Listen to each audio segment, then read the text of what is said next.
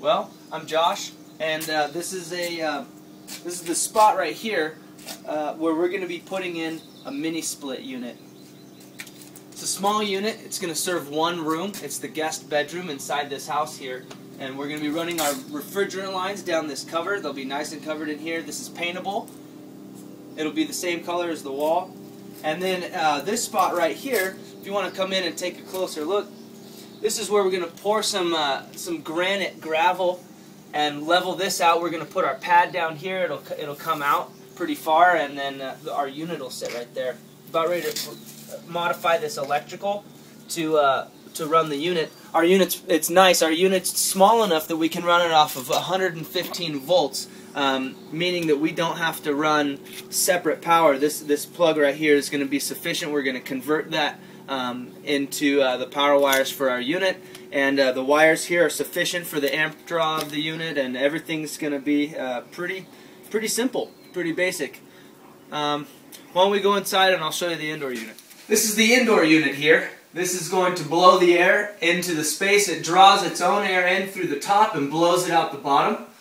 It's remote controlled, so you're able to mount a remote control anywhere you want. There's actually a bed behind you here, and that's where we're going to mount our remote control. And this is it's an all-in-one unit. It heats and cools. It's whisper quiet and almost dead silent. And that's it for now. We'll come back and we'll show you how this thing operates once we get a little farther down the line. Okay, we're back, and everything's finished up. This is what the unit looks like when it's all said and done. We've got it mounted on the pad. We poured the base in there, the rock and gravel. We have our line set and our drainage line running down here into the flower beds. That's where the water's going to be dripping, the condensation.